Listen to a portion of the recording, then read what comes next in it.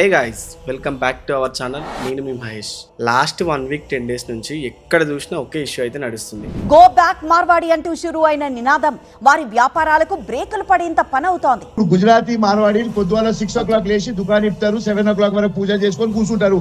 ఇక్కడ మనోళ్లకు 1000 రూపాయలు సంపాదించేది 2000 వస్తే తాగి అనుకుంటారు. మార్వాడి గో బ్యాక్ ఇది చాలా పెద్ద ఇష్యూ అయిందని మనందరికి తెలిసిందే. సికింద్రాబాద్ మోండా మార్కెట్ లో పార్కింగ్ డిస్ప్యూట్ నుంచి స్టార్ట్ అయిన ఈ controversy local traders, OU, JAC యాక్టివిస్టులు ఇట్లా అందరు కలిసి మార్వాడి గో బ్యాక్ అనే ఉద్యమాన్ని స్టార్ట్ చేశారు. మార్వాడీస్, గుజరాతీ ట్రేడర్స్ వీళ్ళందరూ లోకల్ బిజినెస్ ని డామినేట్ చేస్తున్నారు, లో క్వాలిటీ ప్రొడక్ట్స్ సెల్ చేస్తున్నారు, తెలంగాణ కల్చర్ ని రెస్పెక్ట్ చేయట్లేదని కంప్లైంట్ సోషల్ మీడియాలో బాగా వినిపిస్తున్నాయి. ఈ ఇన్సిడెంట్ క్యాస్ట్, కామర్స్, కల్చర్ మీద డిబేట్స్ తీసుకొచ్చింది. బట్ మనం ఇలాంటి ఇష్యూస్ నుంచి పాజిటివ్ లెసన్స్ తీసుకొని తెలంగాణ లోకల్ బిజినెస్ సపోర్ట్ చేసే డైరెక్షన్లో మూవ్ అవ్వాలి.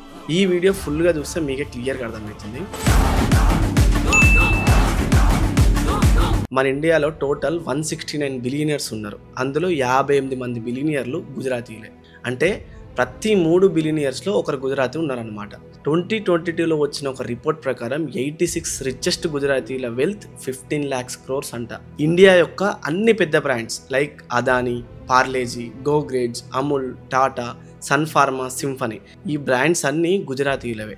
ఇంకొక అమేజింగ్ థింగ్ ఏంటంటే గుజరాత్ వాళ్ళు మన ఇండియాలోనే కాకుండా యూఎస్లో కూడా మంచి పర్ఫార్మెన్స్ ఇస్తున్నారు. ఫర్ ఎగ్జాంపుల్, యూఎస్లో ఉన్న సిటిజన్స్ యొక్క యావరేజ్ ఇన్కమ్ కన్నా అక్కడున్న గుజరాత్ పర్సన్స్ వాళ్ళ యావరేజ్ ఇన్కమ్ 3 times ఎక్కువ ఉందంట. ఇప్పుడు మీరే అనుకోవచ్చు వీళ్ళందరూ బిజినెస్ మ్యాన్స్ కాబట్టి ఎదిగిరు, గుజరాత్లో ఉన్న కామన్ మ్యాన్ ఇట్లా ఎదగలేడు కదా అని. అయితే ఒకసారి ఈ అబ్బాయి క్లిప్ చూడండి. मेरा नाम तिलक सोजित्रा है, फ्रॉम गुजरात. प्रीमियम इकट्ठा करना चालू कर दिया, 4 पॉलिसी बेच ली और 2 लाख प्रीमियम कर लिया. हाँ, तो मैं ये क्वेश्चन है कि अभी वो 2 लाख को मैं 2 करोड़ कैसे करूँ?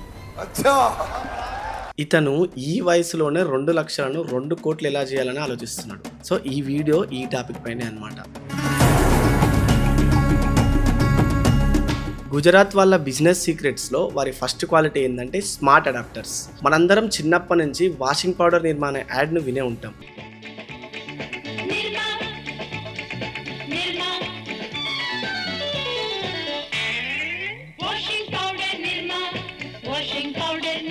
మీరు 90s కిడ్స్ అయితే మీ మైండ్లో ఈ యాడ్ ఉండే ఉంటుంది, ఎందుకంటే అందరికి తెలుసు ఇది ఒక వాషింగ్ పౌడర్ అని. కానీ దీని వెనకాల స్టోరీ చాలా ఇంట్రెస్టింగ్ ఉంటుంది. ఈ స్టోరీలో మెయిన్ పర్సన్ కార్సన్ భాయ్ పటేల్. నిర్మా అనే పేరు కార్సన్ భాయ్ పటేల్ వాళ్ళ కూతురి పేరు అన్నమాట. కార్ యాక్సిడెంట్లో నిర్మా చనిపోవడం వల్ల ఆమెకు గుర్తుగా ఈ పేరును పెట్టారు. కార్సన్ భాయ్ పటేల్ ఒక కంపెనీలో టెక్నీషియన్ లాగా వర్క్ చేస్తుండే. తన పని అయిపోయిన తర్వాత వెంటనే ఇంటికి వచ్చి ఈ డిటర్జెంట్ పైన పని చేస్తుండే. ఎన్నోసార్లు ఫెయిల్ అయిన తర్వాత ఫైనల్లీ ఫార్ములా అనేది దొరికింది. దానికి నిర్మా అనే పేరు పెట్టిందంట. ఒక టెక్నీషియన్ డిటర్జెంట్ కనిపెట్టినంత మాత్రాన అది ఎవ్వరికి తెలియదు కదా. అందుకే కార్సన్ భాయ్ పటేల్ తన ప్రోడక్ట్లో ఒక డిఫరెన్షియేటర్ని క్రియేట్ చేసిండు. ఆ డిఫరెన్షియేటర్ వచ్చేసి ప్రైస్ అన్నమాట. ఆ టైంలో ప్రతి డిటర్జెంట్ బ్రాండ్ వచ్చేసి 14 rupees per kg పెట్టి అమ్మేవారు. ఇది మిడిల్ క్లాస్ వారికి చాలా కాస్ట్లీ అయ్యేదన్నమాట. అందుకే కార్సన్ భాయ్ నిర్మా ప్రైస్ను కేవలం 3 rupees per kg పెట్టిండు అనమాట. అంటే మార్కెట్ కంటే 1/3 ప్రైస్ కంటే తక్కువే అన్నమాట. ఇప్పుడు మెయిన్ క్వశ్చన్ ఏంటంటే ప్రైస్ తక్కువ పెట్టరు కానీ అది ఎలా అమ్ముడుపోతుంది? దీనికోసం కార్సన్ భాయ్ జాబ్ తర్వాత సైకిల్ పైన గల్లీ గల్లీ, డోర్ టు డోర్ తిరిగి నిర్మా డిటర్జెంట్స్ను అమ్మడం ప్రారంభించాడు. ఈ రోజు 23,000 crores ఓనర్, మర్సిడీస్ బెంజ్లో తిరిగే పర్సన్ ఒకప్పుడు సైకిల్ పైన తన ప్రొడక్ట్స్ను అమ్మడానికి తిప్పలు పడుతుండే.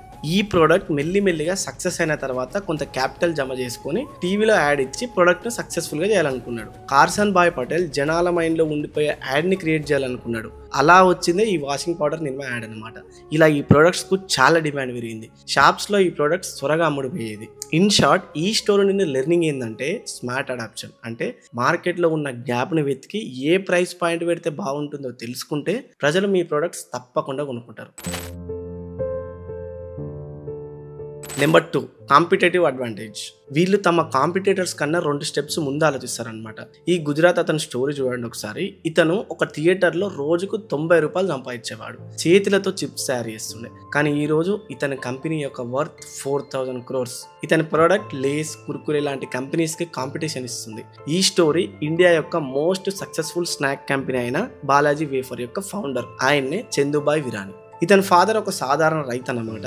సో ఇతను వీళ్ళ పొలంను అమ్మి అగ్రికల్చర్ ప్రొడక్ట్స్ అంటే ఎరువులు విత్తనాలు అమ్మడం ప్రారంభించాడు అనమాట. నేను రైతు బిడ్డను కాబట్టి నాకు మార్కెట్ చాలా బాగా తెలుసు అనుకున్నాడు. కానీ బిజినెస్ లో కొత్త కాబట్టి అతనికి మోసం జరిగింది. ఇలా బిజినెస్ ఫ్లాప్ అయింది. అందుకే ఈ రైతు బిడ్డకు ఒక సినిమా హాల్ కు గేట్ కీపర్ లాగా పనిచేయాల్సి వచ్చింది. ఒకసారి ఏమైందంటే ఆ సినిమా హాల్లోని క్యాంటీన్ ఒకరు ఖాళీ చేసి వెళ్ళిపోయారు అనమాట. ఆ సినిమా హాల్ ఓనర్ కు ఏమనిపించిందంటే ఈ గేట్ కీపర్ చాలా హానెస్ట్ ఇంకా హార్డ్ వర్కింగ్ కదా, ఇతనికి క్యాంటీన్ అప్ప చేస్తే చాలా బాగుంటుందని ఆ ఓనర్ అనుకున్నాడు. నాకు ఎంతో అంత రెంట్ ఇచ్చి ఈ క్యాంటీన్ నడిపించుకొని ఆ ఓనర్ ఈ అబ్బాయికి చెప్పిండు. ఇలా చందుబాయ్ ఆ క్యాంటీన్ నడిపించడం స్టార్ట్ చేసిండు. చందు ఇంటికి వెళ్ళి తన బ్రదర్తో కలిసి వేఫర్స్ తయారు చేసి పాకెట్లో ప్యాక్ చేసి క్యాంటీన్లో అమ్మడం స్టార్ట్ చేసిండు. నార్మల్గా స్టార్ట్ అయిన ఈ బాలాజీ వేఫర్స్ యొక్క డిమాండ్ ఎంత పెరిగిందంటే చుట్టుపక్కన వాళ్ళు క్యాంటీన్కి వచ్చి ఈ వేఫర్ను కొనుక్కునేవారు. కొందరైతే ఈ వేఫర్ కొని వాళ్ళ షాప్స్లో అమ్ముకునేవారు. ఈ ప్రోడక్ట్ చాలా ఫేమస్ అయింది కాబట్టి చందుకు క్యాంటీన్ అవతల కూడా పెద్ద ఫ్యూచర్ కనిపించింది. ప్రోడక్ట్ దొరికింది కాబట్టి బిజినెస్ని ఎక్స్పాండ్ చేయాలనుకున్నాడు. చందుబాయ్కు తాను తన ప్రైస్ పాయింట్లో మార్కెట్ను క్యాప్చర్ చేయాలని తెలిసింది. ఎందుకంటే మార్కెట్లో అన్ని వేఫర్స్ యొక్క ప్రైస్ దాదాపు సేమ్గానే ఉంది. అయితే కాంపిటేటర్స్ను బీట్ చేయాలంటే ఎక్కువ క్వాంటిటీలో చిప్స్ ప్రొడ్యూస్ చేయాలనుకున్నాడు. బట్ ఇన్ని చిప్స్ చేతులతో ప్రొడ్యూస్ చేయలేరు కదా, కాబట్టి ఇన్ షార్ట్ ఏదో ఒక చిన్న మ్యానుఫ్యాక్చరింగ్ ప్లాంట్ ఓపెన్ చేయాలనుకున్నాడు. చందుబాయ్ ధైర్యంతో 50 lakhs లోన్ అప్లై చేసిండు. ప్లాన్ ప్రకారం మెషిన్స్ను కొని క్వాలిటీ పెంచిండు కాబట్టే ప్రాఫిట్స్ వచ్చినాయి. ఈ ప్రాఫిట్స్ను మళ్ళీ తన కంపెనీలో ఇన్వెస్ట్ చేసి బిజినెస్ని ఎక్స్పాండ్ చేసిండు. ఆ టైంలో ఎలా ఉండే అంటే ఎంఎన్సీ కంపెనీస్ ఎలా ఆలోచించేవంటే ఒక సిటీలో తమ ప్రొడక్ట్ సేల్ అవుతే అన్ని సిటీస్కి ఎక్స్పాండ్ చేయాలని అనుకునేవారు. కానీ ఇతను ఇట్లా చేయలే. ఎప్పుడైతే బాలాజీ 90% మొత్తం గుజరాత్ మార్కెట్ షేర్ను క్యాప్చర్ చేసిందో అప్పుడు మహారాష్ట్ర, రాజస్థాన్, మధ్యప్రదేశ్, గోవాలో ఎక్స్పాండ్ చేసిరు అనమాట. ఇప్పుడు వీళ్ళ మార్కెట్ షేర్ మొత్తం ఇండియాలో అప్రాక్సిమేట్లీ 65% ఉంది. షార్ట్గా చెప్పాలంటే ఈ స్టోరీ ద్వారా లెర్నింగ్ ఏంటంటే మనలో ఎవరైనా సొంత బిజినెస్ను ఎస్టాబ్లిష్ చేయాలంటే కాంపిటేటివ్ అడ్వాంటేజ్ ఉండాలి. బాలాజీ వేఫర్ యొక్క కాంపిటేటివ్ అడ్వాంటేజ్ ఏంటంటే అందరూ చేతులతో వేఫర్స్ తయారు చేస్తున్నప్పుడు వీళ్ళు మెషిన్స్ ఉపయోగించరు. ఆ ప్రోడక్ట్ పైన ₹1 మిగిలినా కూడా ఓవరాల్ ప్రాఫిట్ అవుతుంది కాబట్టి వీళ్ళు త్వరగా స్కేల్ అప్ అయ్యారు. గుజరాత్ వాళ్ళ థర్డ్ బిగ్గెస్ట్ క్వాలిటీ ఏంటంటే స్ట్రాంగ్ కమ్యూనిటీ. వీళ్ళు వాళ్ళ కమ్యూనిటీ అండ్ ఫ్యామిలీ మెంబర్స్ కు ఎలాంటి కష్టం వచ్చినా ఒకరికొకరు సహాయం చేసుకుంటారు. ఈ డేటా చూడండి, యుఎస్ లో 3000 వరకు హోటల్స్ అండ్ మోటల్స్ ఉన్నాయి. ఇందులో నుండి 22,000 హోటల్స్ ఇంకా మోటల్స్ అన్ని గుజరాత్ వాళ్ళవి, అంటే మన ఇండియన్స్వి. వీళ్ళు 6 lakhs మెంబర్స్ కు అక్కడ ఎంప్లాయ్మెంట్ ఇస్తారు. అంటే అక్కడి ఎకానమీలో $40 billion కాంట్రిబ్యూట్ చేస్తున్నారు అన్నమాట. అమెరికాలో ఈ హోటల్స్ ఇంకా మోటల్స్ యొక్క బిజినెస్ అనేది 1942లో కాంజీబాయ్ దేశాయ్ గుజరాత్ నుండి అమెరికాకు న్యూ ఆపర్చునిటీ కోసం వెళ్ళినప్పుడు మొదలైంది. అక్కడ అతనికి ఒక అమేజింగ్ డీల్ దొరికింది అనమాట. యాక్చువల్గా ఏం జరిగిందంటే 1941లో పియర్ల్ హార్బర్ పైన అటాక్ జరిగినప్పుడు అమెరికన్స్ ఇంకా జపనీస్ ఎనిమీస్ అయ్యారు అనమాట. ఇంత పెద్ద అటాక్ జరిగినప్పుడు అమెరికన్ గవర్నమెంట్ జపనీస్ పీపుల్ కు ఇంటర్మినెంట్ క్యాంప్ లో షిఫ్ట్ అవ్వమని చెప్పింది. ఇంటర్మినెంట్ క్యాంప్ అంటే అమెరికాలో ఉన్న జపనీలకు అమెరికన్ గవర్నమెంట్ మీరు మా ఎనిమీస్ కాబట్టి వార్ ఎండ్ అయ్యే వరకు ఒక క్యాంప్ లో షిఫ్ట్ అవ్వమని చెప్పింది అనమాట. ఎందుకంటే వీళ్ళు స్పై కూడా అవ్వచ్చు అని అమెరికా గవర్నమెంట్ భావించింది కాబట్టి. ఈ రీజన్స్ వల్ల మిస్టర్ దేశాయ్కు ఒక అమేజింగ్ డీల్ దొరికింది. 32 రూమ్స్ ఉన్న హోటల్ 90% డిస్కౌంట్ వస్తుండడంతో అతను ఇన్వెస్ట్మెంట్ చేసేసిండు. కాంజీబాయ్ ఆలోచన ఏంటంటే ఇంత తక్కువ ధరకు హోటల్ దొరుకుతుంది, కస్టమర్స్ రాకుండా నేను నా ఫ్యామిలీతో పాటు ఉండొచ్చు అని అనుకున్నాడు అనమాట. అందుకే అక్కడ ఉన్న ఎంప్లాయీస్ అందరినీ ఫైర్ చేసేసిండు. నా ఫ్యామిలీ వాళ్ళు ఇక్కడ వర్క్ చేస్తారని చెప్పింది అనమాట. World War II తర్వాత టూరిజం అనేది చాలా పెరిగింది.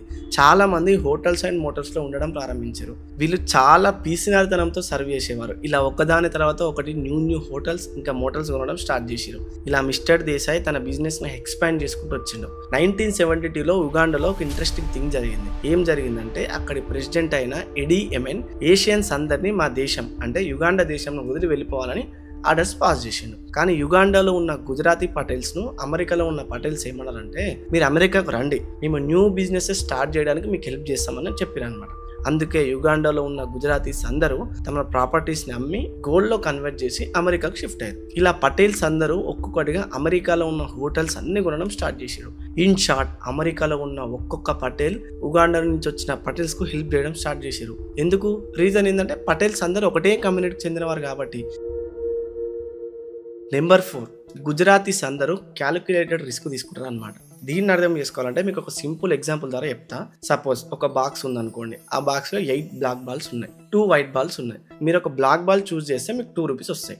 అదే వైట్ బాల్ వస్తే మీరే 1 రూపీ ఇవ్వాలి. అయితే మీరు ఈ గేమ్ ఆడతారా? మీకు బేసిక్ ప్రాబబిలిటీ తెలిస్తే మీరు ఈ గేమ్ ఖచ్చితంగా ఆడతారు. ఎందుకంటే బ్లాక్ బాల్ బయటికి వచ్చే ప్రాబబిలిటీ 80% ఉంది, కాబట్టి రివార్డ్ కూడా ఎక్కువ వస్తుంది. కాబట్టి మీరు రిస్క్ క్యాలిక్యులేట్ చేసుకొని ఈ గేమ్ గనక ఆడితే మీరు గెలిచే ఛాన్సెస్ ఎక్కువ.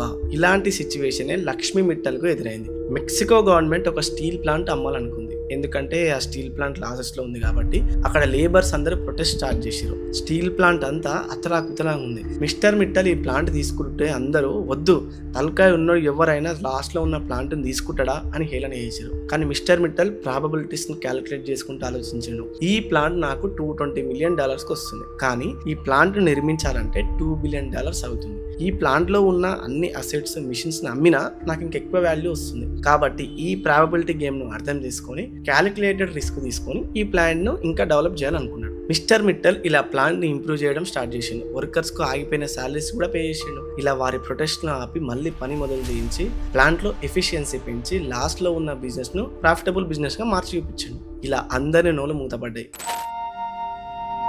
గుజరాతీస్ యొక్క నెంబర్ 5 క్వాలిటీ ఏంటంటే కొత్త ఆపర్చునిటీస్ను సెర్చ్ చేయడం. వీళ్ళు కొత్త ఆపర్చునిటీస్ను ఫైండ్ చేస్తూ ఉంటారు, వాటి మీద పని చేయడానికి రెడీగా ఉంటారు. ఈ డైమండ్ టైకూన్ అయిన సబ్జీబాయ్ ధోలాకియా స్టోరీని తీసుకోండి. ఇతనికి ఇంట్లో సిచ్యువేషన్ బాగా లేకుండే, అందుకే ఇతను స్టడీస్ ఆపేసి 12 years ఆఫ్ ఏజ్ లోనే సూరత్ వాళ్ళ అంకుల్ దగ్గరికి షిఫ్ట్ అయ్యిండు. ఇతని అంకుల్ ఒక డైమండ్ ట్రేడర్ అన్నమాట. అతను అక్కడ 180 రూపీస్ పర్ మంత్ శాలరీకి జాయిన్ అయ్యాడు. 10 సంవత్సరాలు పని నేర్చుకున్నాడు. పనిలో పర్ఫెక్ట్ అయ్యాక వాళ్ళ బ్రదర్ తో కలిసి డైమండ్ పాలిష్ పనిని ప్రారంభించాడు. కొన్ని ఇయర్స్ తర్వాత మెల్లగా ఎక్స్పాండ్ అవుతూ బిజినెస్ ను పెంచాడు. ఎప్పుడైతే 1991లో లిబరలైజేషన్ జరిగిందో అప్పుడు మన కంట్రీకి ఇంకా ఫారెన్ కంట్రీకి మధ్య ట్రేడ్ పెరిగింది. దీనివల్ల సబ్జీబాయ్కు ఇంకా ప్రాఫిట్ అయింది. ఎలా అంటే సబ్జీబాయ్ ఇంటర్నేషనల్ మార్కెట్లో పెరుగుతున్న డైమండ్ డిమాండ్ ను అబ్జర్వ్ చేసి ఈ ఆపర్చునిటీస్ ను క్యాపిటలైజ్ చేసిండు. ముంబైలో హరికృష్ణ ఎక్స్పోర్ట్ ను స్టార్ట్ చేసిండు.